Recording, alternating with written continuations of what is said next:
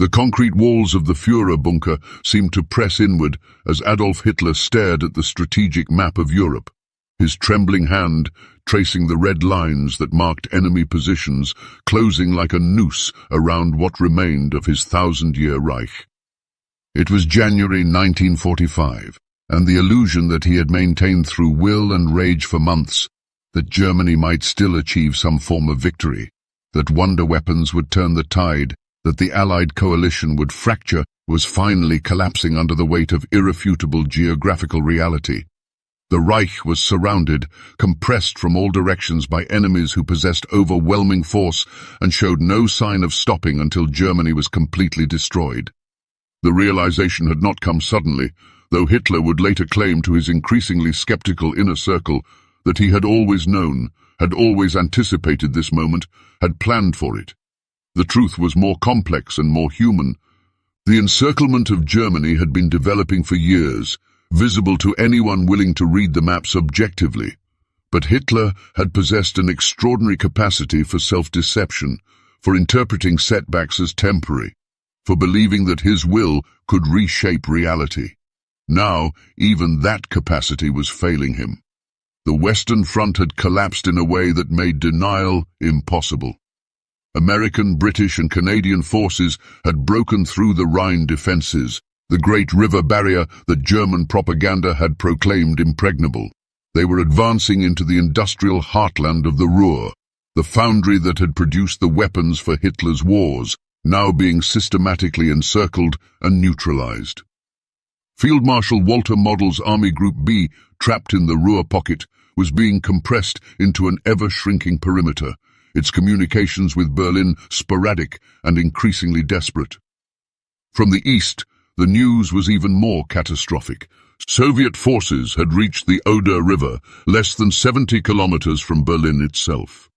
The great offensive launched in January had torn through German defensive lines with terrifying speed, overrunning East Prussia, Silesia, and most of Poland in weeks.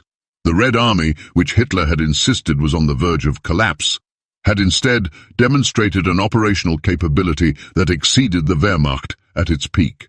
Soviet tank armies were racing across the North European plain, their advance measured in dozens of kilometers per day, their objective unmistakable: Berlin.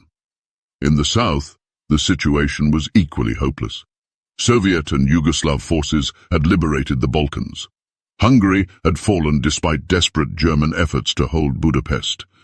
Vienna, the city of Hitler's youth where he had first nurtured his twisted dreams of racial supremacy and German domination, was under siege. Army Group South was retreating through Austria, fighting delaying actions that bought days when weeks were needed, bleeding divisions that could not be replaced. In Italy, Allied forces had broken through the Gothic line and were advancing northward. In Norway, German garrisons sat isolated, maintaining control of territories that no longer mattered strategically, cut off from any hope of reinforcement or retreat. In the Baltic, entire German armies remained trapped in the Courland Pocket, forgotten by all except the men dying there, serving no purpose except to fulfill Hitler's orders that no ground would be surrendered. Hitler stood before the map in the bunker's conference room, surrounded by his remaining advisors, those who had not been arrested in the purges following the July 1944 assassination attempt, those who had not found excuses to be elsewhere, those who still believed or pretended to believe that service to the Führer mattered more than the reality unfolding across Europe. General Hans Krebs, the chief of the General Staff, presented the morning situation report with the careful neutrality of a man who had learned that delivering bad news could be as dangerous as failing in combat. The numbers were staggering in their implications. In the West, the Allies had over 4 million men deployed, supported by complete air superiority and industrial production that could replace any losses overnight.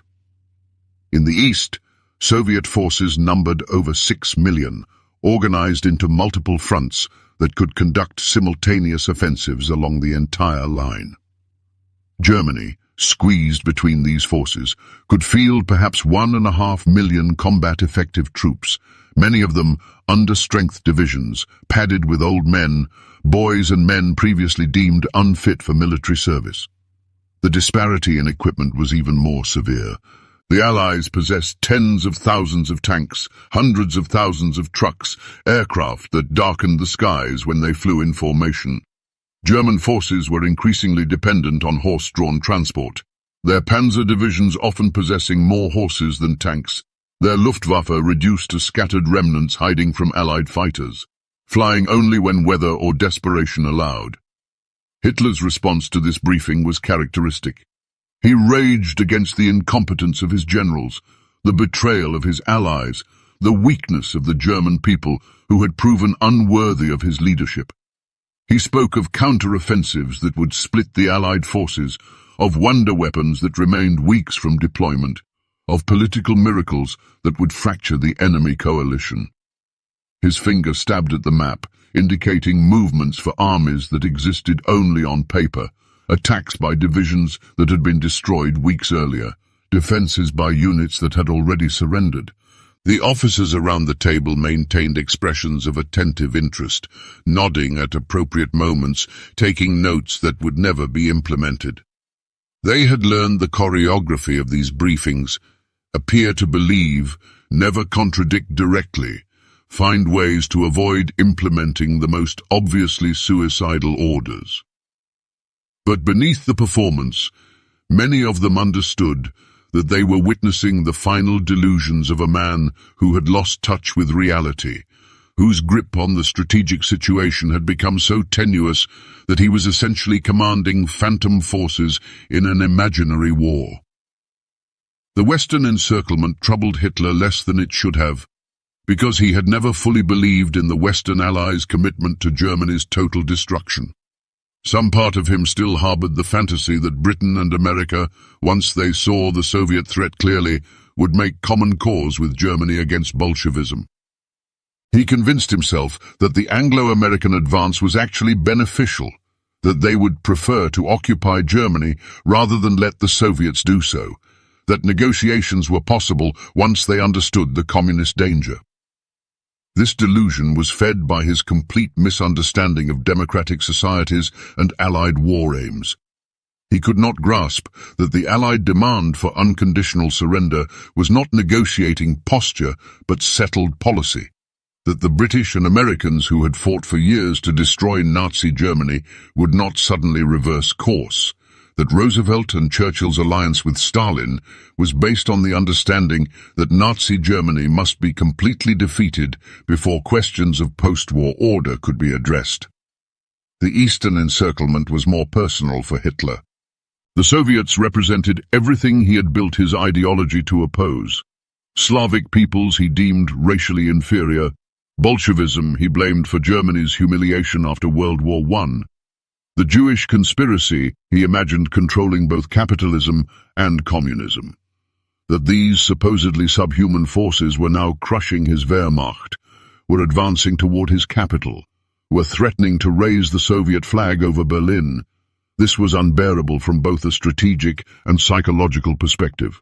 He oscillated between denying the severity of the threat and demanding impossible counterattacks. At one moment, Soviet forces on the Oder were a minor inconvenience that would be swept away by the gathering of reserves. At the next, they represented an existential threat requiring the commitment of every available soldier. The lack of consistency reflected Hitler's mental state, his inability to process information that contradicted his worldview, his retreat into fantasy when reality became too painful to acknowledge. General Gotthard Heinrici, commanding Army Group Vistula and responsible for defending the approaches to Berlin, tried repeatedly to explain to Hitler that the forces at his disposal were insufficient for the task assigned. His army group existed more on paper than in reality. A collection of understrength divisions, Volkssturm militia with minimal training and obsolete weapons, ad hoc formations thrown together from stragglers and service personnel. Facing these scratch forces were Soviet armies that had learned modern warfare through bitter experience, that possessed overwhelming superiority in tanks and artillery, that could coordinate massive operations with a competence the Red Army of 1941 had lacked. Heinrich's attempts to discuss realistic defensive strategies, to propose withdrawals to more defensible positions, to husband resources for the battles that could be fought rather than squandering them on battles that could not be won, were met with rage and accusations of defeatism. Hitler's strategic vision had collapsed into a single imperative: hold every position, counterattack everywhere, accept no retreats. This was not strategy, but ideology. The belief that will could overcome material reality, that determination could defeat tanks and artillery. The southern encirclement was proceeding with mechanical efficiency. Soviet forces advancing through Hungary and into Austria were applying the operational methods they had perfected over 3 years of offensive warfare. Massive artillery preparations, breakthrough by tank armies, deep penetration to encircle defenders, systematic reduction of pockets. German forces fought skillfully in tactical engagements, but could not prevent the steady compression of the front, the loss of territory, the destruction of their units through encirclement and attrition. Hitler's focus on Vienna was particularly revealing of his psychological state. The city meant little strategically. Its loss would not fundamentally alter the military situation. Its defense consumed forces that might have been better used elsewhere. But Vienna was where young Adolf Hitler had developed his racist ideology, had absorbed the anti-Semitism and pan-German nationalism that would later metastasize into Nazism. Its fall to Soviet and Yugoslav forces represented not just military defeat, but the symbolic repudiation of everything he had believed, had worked for, had built. He ordered Vienna defended to the last, demanded counterattacks to relieve the city, raged when commanders reported that such operations were impossible with available forces. The orders went out, were acknowledged, and were then ignored or implemented in token form by generals who understood that following them literally would accomplish nothing except getting more soldiers killed. The gap between what Hitler commanded and what actually happened on the ground had grown so wide that the command system functioned more as theater than as actual military coordination. In the north, the situation was, if anything, more absurd. German forces in Courland, over 200,000 men in approximately 30 divisions, sat isolated on the Baltic coast, cut off by Soviet advances, serving no strategic purpose. These were troops that could have reinforced the defense of Berlin or the Oder line, divisions that might have made a difference in the battles that mattered. But Hitler refused to evacuate them by sea, insisted they hold their positions, claimed they were tying down Soviet forces that would otherwise be advancing on Berlin. The reality was that the Soviets had isolated the Courland Pocket with minimal forces and ignored it, having learned from Stalingrad that besieging surrounded forces was inefficient when those forces could simply be bypassed. The German divisions in Courland were not tying down Soviet armies. They were removing themselves from any meaningful participation in the war's final battles. But acknowledging this would mean acknowledging that Hitler's standing order against retreats was costing Germany forces it desperately needed elsewhere. And such acknowledgement was impossible in the Führerbunker's atmosphere of enforced delusion. The airlift that was supposed to sustain isolated garrisons and surrounded armies was failing across all fronts. The Luftwaffe, once the pride of the Wehrmacht and the instrument of blitzkrieg, had been reduced to scattered remnants by years of attrition and the complete Allied air superiority that now prevailed over German airspace.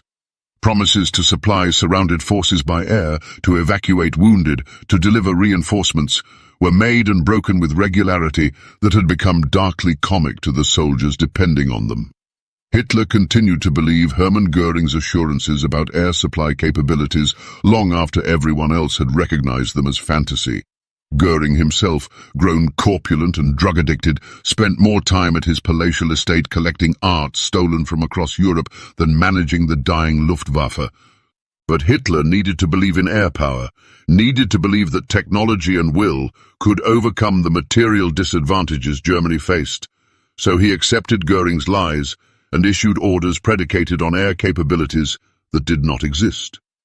The bunker itself had become a physical manifestation of the encirclement, a concrete box beneath the Reich Chancellery, where Hitler and his staff lived in artificial light, breathing recycled air, increasingly disconnected from the world above.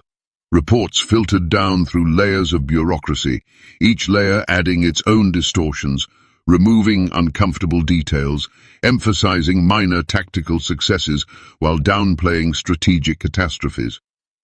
By the time information reached Hitler, it had been sanitized to the point of uselessness. Yet even sanitized reports could not completely conceal the reality of encirclement. The maps showed it with geometric clarity. The colored pins marking enemy positions formed an ever-tightening circle.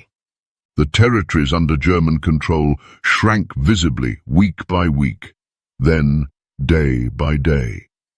The space available for maneuver, for retreat, for any strategic flexibility diminished, until Germany was compressed into a zone that could be measured in hundreds of kilometers rather than thousands.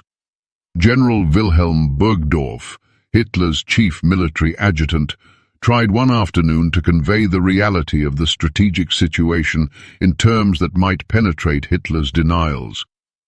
He spoke carefully, using euphemisms and indirect language, but his point was clear. Germany was surrounded by enemies possessing overwhelming superiority in men and material.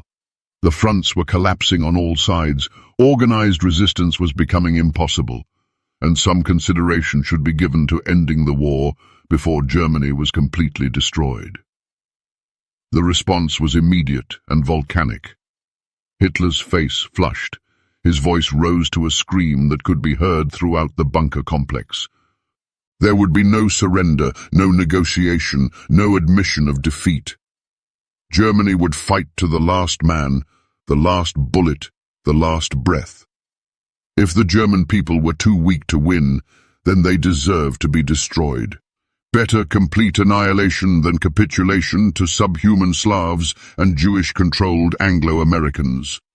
This was the Nero decree made verbal, the decision that if Hitler could not have his 1,000-year Reich, then Germany itself should burn. He had already issued orders for the destruction of Germany's industrial capacity, its bridges and rail networks, anything that might be useful to the advancing enemies. These orders were being quietly ignored by most commanders and civilian officials who understood that destroying Germany's infrastructure would doom the population to starvation and chaos, but would not prevent military defeat. But Hitler's willingness to issue such orders revealed the depth of his nihilism, his identification of Germany with himself, such that if he failed, the nation should not survive him. The personnel in the bunker during these final weeks represented a cross-section of those who had remained loyal to or trapped by the Nazi regime. There were true believers like Goebbels, who saw in Germany's impending destruction a Wagnerian twilight of the gods, a dramatic finale preferable to the humiliation of survival. There were careerists who had risen through the Nazi system and had nowhere else to go. There were officers bound by oaths and tradition, unable to break faith even when faith had become obviously misplaced. And there were the fearful, who understood that desertion or dissent meant death from the SS security forces that still functioned with terrifying efficiency even as everything else collapsed. Martin Bormann, Hitler's personal secretary and the bureaucratic overlord of the Nazi party apparatus, spent his days managing the increasingly surreal communications between the bunker and the fragmenting Reich. Orders went out to armies that had surrendered, to officials who had fled, to territories already occupied by Allied forces. Reports came back that bore less and less relation to reality. The entire system was disintegrating, but the paperwork continued. The forms were filled out, the proper protocols observed, even as the world they described ceased to exist. Joseph Goebbels, the propaganda minister who had spent 12 years crafting the image of Nazi invincibility, now found himself in the impossible position of explaining catastrophic defeat to a population that could see Allied forces occupying German cities, could hear the artillery fire approaching Berlin, could no longer be deceived by communiques about strategic withdrawals and regrouping for counter-offensives. His propaganda had become so divorced from reality that even he, master of the big lie, struggled to maintain the performance. The foreign reports that occasionally reached the bunker painted a picture that even Hitler's denials could not completely obscure. Allied newspapers and radio broadcasts spoke openly of Germany's imminent defeat, of the unconditional surrender that would be demanded, of the trials that would prosecute Nazi leaders for war crimes. The division of Germany into occupation zones was being discussed in conferences between Roosevelt, Churchill, and Stalin. The question was no longer whether Germany would be defeated, but how the victors would divide the spoils. Hitler's response to these reports was to declare them propaganda, enemy lies designed to weaken German morale. But some part of him must have understood their truth, must have recognized that the leaders of nations controlling the majority of world population and industrial capacity were making plans for Germany's future that did not include him. The encirclement was not just military but political and psychological, the closing of any possible escape from the consequences of the war he had started. In early April 1945, as Soviet forces prepared their final offensive on Berlin, Hitler presided over what would be one of his last major military conferences. The situation report described Soviet forces massing along the Oder with overwhelming strength. American and British forces advancing from the west, now less than 200 kilometers from Berlin, the encirclement becoming absolute. The question implicit in every briefing was how long Berlin could hold, not whether it could be saved. Hitler's response was to plan offensives. Forces that existed only on paper would attack from the south. Armies that had already surrendered would relieve Berlin from the west. SS divisions that were fighting for survival in isolated pockets would somehow disengage and march to the capital's rescue. It was fantasy expressed as military planning, delusion documented with all the formal rigor of German staff work. The officers taking notes understood they were writing fiction, orders that would never be implemented, plans that bore no relation to what was actually possible with the forces available. But they wrote dutifully, because the alternative was to directly confront Hitler with the truth that his Reich was not just surrounded but dying, that the encirclement was complete and irreversible, that nothing could prevent the final destruction except surrender, which Hitler would never accept. As the conference ended and the officers filed out, Hitler remained standing before his maps, his hand still trembling as it traced the encircling red lines. The bunker's ventilation system hummed, recycling the stale air, maintaining the artificial environment that was all that remained of the German Reich's command center. Above ground, Berlin was being evacuated by those who could flee, prepared for siege by those who remained. Soviet artillery was already in range, occasionally lobbing shells into the city as a preview of the bombardment to come. The Reich was surrounded, compressed from all sides by enemies that would accept nothing less than total destruction of the Nazi state. Hitler knew this, on some level beneath his denials and delusions. But acknowledging it would mean acknowledging that everything he had worked for had failed, that his racial theories had proven false, that his strategic genius was illusion, that the German people he claimed to lead had been led instead to catastrophe. So he stood before his maps, moving imaginary armies, planning impossible offensives, maintaining the fiction of command over territories that had already fallen. The encirclement was complete, the end was certain, but in the artificial twilight of the bunker, Adolf Hitler could still pretend that reality would conform to his will, that the 1,000-year Reich might yet survive its Führer's final delusions. Outside, the artillery grew louder, the Red Army drew closer, and the circle tightened toward its inevitable conclusion.